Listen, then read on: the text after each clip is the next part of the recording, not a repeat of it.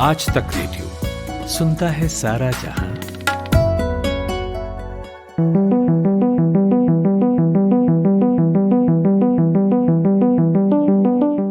भारत और अमेरिका बीते कई वर्षों में लगातार काफी करीब आए हैं और नरेंद्र मोदी के प्रधानमंत्री बनने के बाद से ये नजदीकियां अक्सर टीवी और ट्विटर के जरिए पूरी दुनिया ने देखा है। प्रधानमंत्री के वो golden word my friend Barack और ट्रंप के भाषणों में भारत के प्रति प्रेम और मोदी जी के जरिए उनकी मित्रता का जिक्र हम लगातार देखते रहे। लेकिन जब बात पॉलिसी मेकिंग की आती है तो अमेरिका इस मसले पर थोड़ा चालाकी से काम लेता दिखता है। कोरोना के वक्त जब दवा भेजने की बात थी तब ट्रंप के तेवर आपको याद होंगे और भी रह रहकर कई मसलों पर यह नजर आ ही जाता है। अब ट्रंप सरकार ने H1B वीजा को लेकर नया नियम जारी किया है जिससे सबसे ज्यादा नुकसान भारतीय आईटी प्रोफेशनल्स को होने का अंदेशा जताया जा रहा है। आज पॉडकास्ट में बात होगी ट्रंप सरकार की इसी नीति पर और इसके बाद होने वाले असर पर, खासकर भारत के लिहाज से। नमस्कार, मैं हूं ऋतुराज और मेरे साथ नई H1B वीजा पॉलिसी पर बात करने के लिए इंडिया टुडे हिंदी पत्रिका के एडिटर अंशुमान तिवारी हैं। अंशुमान सर, स्वागत है आपका। धन्यवाद ऋतुराज। सर, सबसे पहले तो यही समझाएं कि ये H1B वीजा वाला जो मसला है ये लगातार रह रहकर बीच बीच में सामने आ जाता है। अब क्या कर दिया सरकार ने, ट्रंप ने? जब से ट्रंप अमेरिका की सरकार में आए, राष्ट्रपति बने हैं, तब से उन्होंने एक नीति स्पष्ट रूप से पूरी दुनिया के सामने प्रस्तुत की थी कि भारत और चीन जैसे देश, खासतौर से जो एशिया के देश हैं, वो बड़े पैमाने पर अपने प्रवासी प्रोफेशनल्स को अमेरिका में भेजते हैं। अमेरिका की कंपनियां उनको हायर करती हैं, उनकी सेवाएं लेती हैं, जिससे अमेरिकन लोगों के रोजगार कम होते हैं। और ये मुद्दा उन्होंने पिछले चुनाव में भी चुनाव लड़ते समय बनाया था और उसके बाद क्रमशः ऐसी कोशिशें करते रहे हैं जिससे कि जिस रास्ते के जरिए वो प्रोफेशनल्स आते हैं, जिसे हम H1B वीजा कहते हैं या बिजनेस वीजा कहते हैं, उस रास्ते को सीमित और सकरा किया जाए। इसकी तैयारी जून जुलाई से ही शुरू हो गई थी ट्रंप एडमिनिस्ट्रेशन में, व्हाइट हाउस में, कि कैसे और ज्यादा सख्ती की जाए ताकि अमेरिका के लोगों को यह संदेश दिया जा सके कि सरकार उनकी रोजगार बचाना चाहती है और उनके रोजगारों पर कोई भारतीय या चीनी प्रोफेशनल डाका ना डाले। अभी अचानक जब अमेरिका में चुनाव में केवल 3-4 हफ्ते का समय बाकी रह गया है, तब कल शाम को भारतीय समय के अनुसार रात में अमेरिकन गवर्नमेंट ने H1B वीजा के पूरे सिस्टम को ओवरहाल करने की बड़ी घोषणाएं की। पूरा सिस्टम बदल दिया गया और इसका सीधा असर भारत और चीन, खासतौर से भारत के जो प्रोफेशनल्स हैं उन पर पड़ेगा। जो बड़े बदलाव हैं, जो नए 3 रूल इसमें जोड़े गए हैं, जिसके बाद H1B वीजा लेना मुश्किल हो जाएगा, यानी अमेरिकी कंपनियों को भारतीयों को हायर करना और उन्हें अपने यहाँ काम पर रखना मुश्किल हो जाएगा। पहले तो ये कि इसमें एक स्पेशलिटी ऑक्यूपेशन नाम का क्लास होता है, जिसके जरिए निर्धारित किया जाता है कि यह व्यक्ति किसी भी काम, इस तरीके के काम के लिए यही व्यक्ति उपलब्ध बेहतर है, क्योंकि इसके लिए इसकी जानकारी या इसकी ट्रेनिंग इस बात की है कि वो ये काम कर सकता है।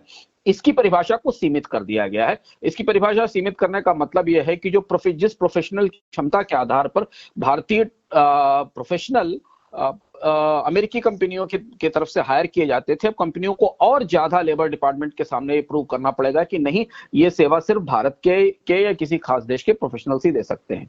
दूसरी चीज ये है कि H1B वीजा वर्कर्स के लिए बड़े पैमाने पर डॉक्यूमेंटेशन की जरूरत बढ़ा दी गई है। उन्हें कई सारे दस्तावेज बनाने पड़ेंगे, जिसका मतलब यह है कि वो डिस्करेज करने का या हतोत्साहित करने का एक प्रोविजन है, जिसमें कि आप इतने सारे कागज, इतने सारे दस्तावेज, इतने सारे बॉन्ड, इतने सारे डिक्लेरेशन भरें कि आपको लगे कि जैसे सर हमारे यहाँ सरकारी दफ्तरों में होता है कि आपसे इतने कागज मांग लिए जाते हैं कि कभी कभार तो लगता है कि जा ही नहीं, छोड़ो यार। हाँ, तो ये इस प्रक्रिया का मतलब ये है कि इससे अमेरिकन वर्कर्स को या अमेरिका में जो जॉब मांगने वाले उनको संकेत जाएगा कि परोक्ष रूप से सरकार चाहती ही नहीं है कि बाहर का प्रोफेशनल आके यहाँ काम करे। और इसके अलावा जो अमेरिका का श्रम विभाग है, उसने इंस्पेक्शन के, कंपनियों में जाकर छानबीन करने के, जांच करने के बहुत सारे नियम बना दिए हैं, जिसके जरिए ये जांचने की कोशिश की जाएगी कि क्या किसी कंपनी ने अमेरिकियों के कोई जो जॉब दिया जा सकता था, इसको बंद करके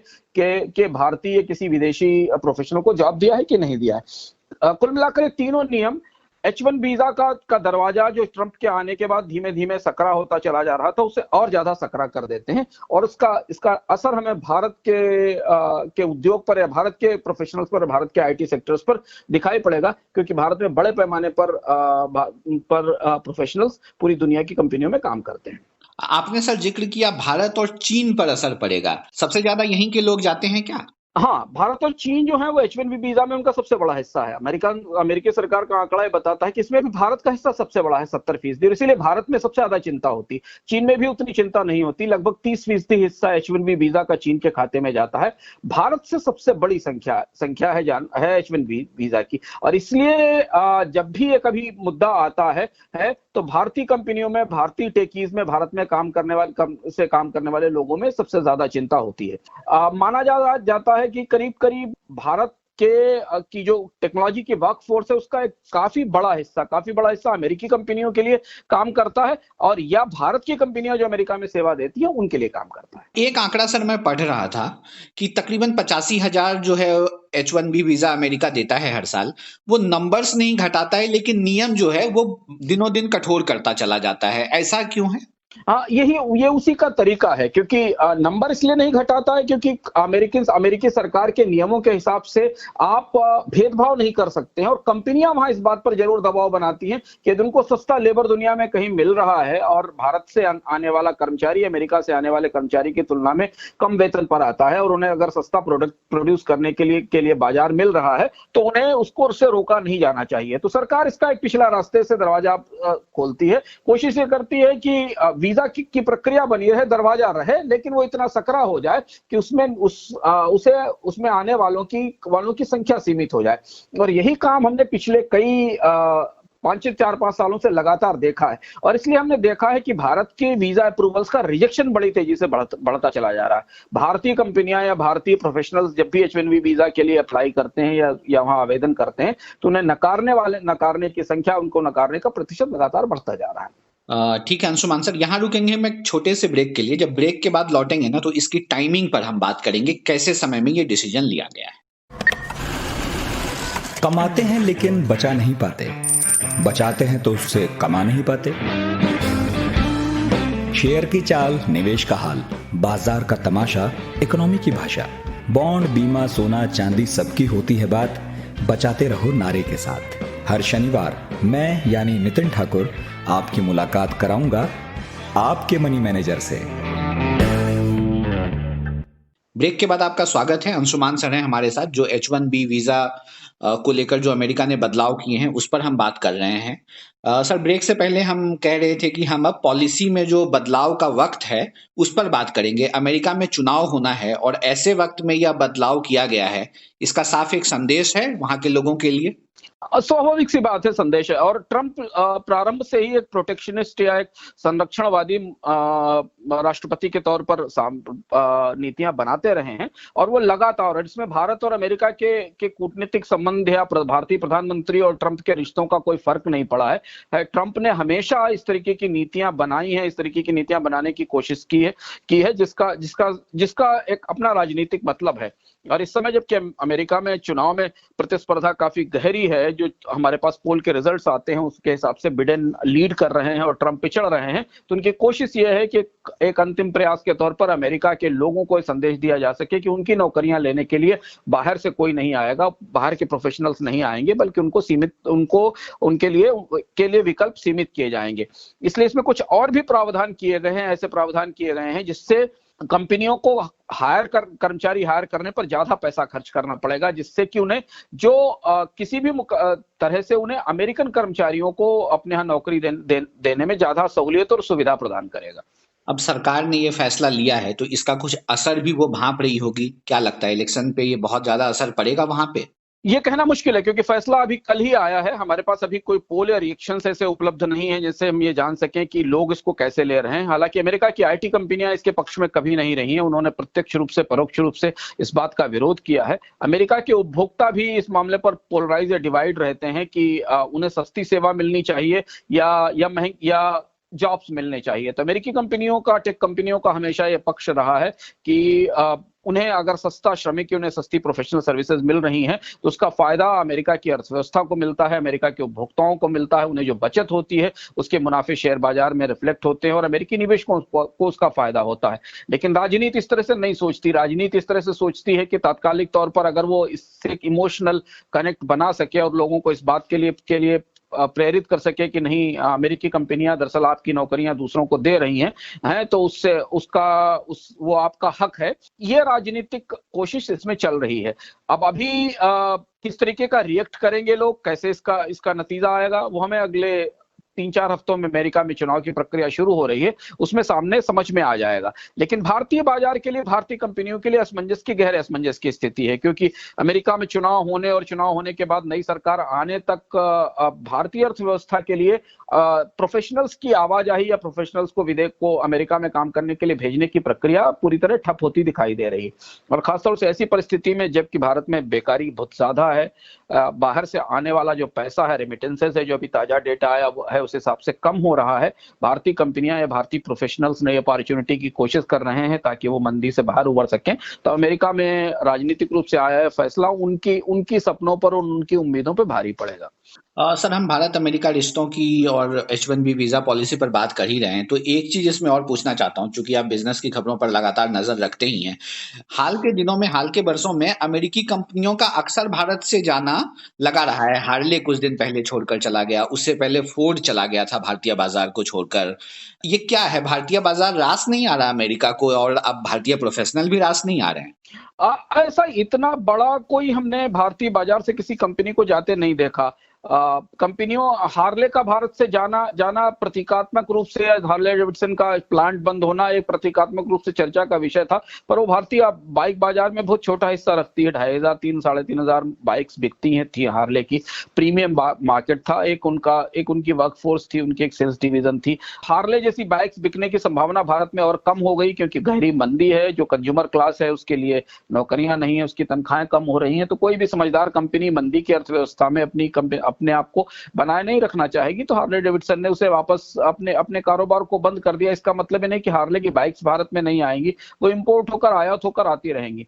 फोर्ड का कारोबार बंद करना और अपनी फैसिलिटीज को महिंद्रा को बेचना है ऑटोमोबाइल सेक्टर का एक डिफरेंट तरीके का फैसला था। भारतीय खासकर ये बात ऑटोमोबाइल सेक्टर में ही हुआ है। 3 बड़ी कंपनियां लगभग छोड़ के चली गई, और अभी आप फोर्ड के बारे में बता रहे हैं। ऑटोमोबाइल सेक्टर में कंपटीशन काफी ज्यादा है। ऐसा नहीं है कि अब ऑटोमोबाइल सेक्टर में जनरल मंदी थी शुरुआत से। जब फोर्ड ने या जनरल मोटर्स ने अपना काम बंद करने का फैसला किया था, उस समय नई कंपनियां आ रही थी। ऑटोमोबाइल सेक्टर में मंदी पिछले साल सितंबर अक्टूबर से आना शुरू हुई, जो अब लॉकडाउन के बाद और ज्यादा गहरा गई है। लेकिन जनरल मोटर्स और फोर्ड के पास वैसे प्रोडक्ट नहीं थे, उस तरीके की का सर्विस नेटवर्क नहीं था, उस तरीके की अपील नहीं थी जिस तरह की अपील एशिया की बाकी कंपनियों की या इवन यूरोप की बाकी कंपनियों की भारतीय बाजार में है। चाहे आप सुजुकी के ले लें या हुंडई को ले लें या वॉक्सवैगन को ले लें या बाकी कंपनियों को ले लें। मंदी जब आती है तो बाजारों में कंपनियां बंद होती हैं, का अपना कारोबार समेटती हैं और दूसरी जगह जाती हैं। एक स्वाभाविक प्रक्रिया है, और इसीलिए सरकारों की जरूरत होती है कि वो ऐसी नीतियां बनाएं, बाजार में मांग बढ़ाने की कोशिश करें, खपत बढ़ाने की कोशिश करें कि निवेश बाहर निकल कर ना जाए। पर अमेरिकन कंपनियों का भारतीय बाजार से जाना और अमेरिकन प्रोफेशनल्स के लिए H1B वीजा के नियम कठोर किया जाना, इन दोनों में कोई सीधा रिश्ता नहीं है, क्योंकि ये दोनों बिल्कुल अलग अलग चैनल से हैं। भारतीय प्रोफेशनल्स की जरूरत वहां की टेक्नोलॉजी कंपनियों को है और भारतीय बाजार की जरूरत अमेरिकी कंपनियों को है। लेकिन एक जगह राजनीति और एक जगह खालिस शुद्ध अर्थव्यवस्था है, क्योंकि आर्थिक मंदी और माल नहीं बिकना है तो कोई कंपनी अपना उत्पादन क्यों करना चाहेगी। बस अंत में एक सवाल और पूछना चाहूंगा। H1B वीजा पर वापस लौटते हैं। पहले के जो नियम थे H1B वीजा के और अभी जो कल बदल दिया है, उसके बाद कितना फर्क आ गया है? बस जाते जाते अगर आप इसे समेट सकें बिल्कुल आसानी से समझने के लिए। नहीं, नियम तो कठोर हुए हैं। अभी फिलहाल अमेरिका में करीब 1.3 lakh Indian H1B visa workers हैं जो 2019 के अंत तक काम कर रहे थे। देखना यहां से ये है कि कई सारे वीजा वर्कर्स के वीजा रिन्यूअल के लिए आने वाले हैं। तात्कालिक तौर पर कंपनियों की चिंता ये होगी कि उनके जो वर्कर्स H1B वीजा लेकर काम कर रहे हैं उनके वीजा रिन्यू होंगे कि नहीं होंगे, और अगर वो नहीं होते हैं तो अमेरिकन कंपनियों की लागत बढ़ेगी। वो उन्हें तत्काल इतने बेहतर ढंग से प्रोफेशनल्स नहीं मिल पाएंगे। उसका असर अमेरिका की बाजार पर दिखाई देगा।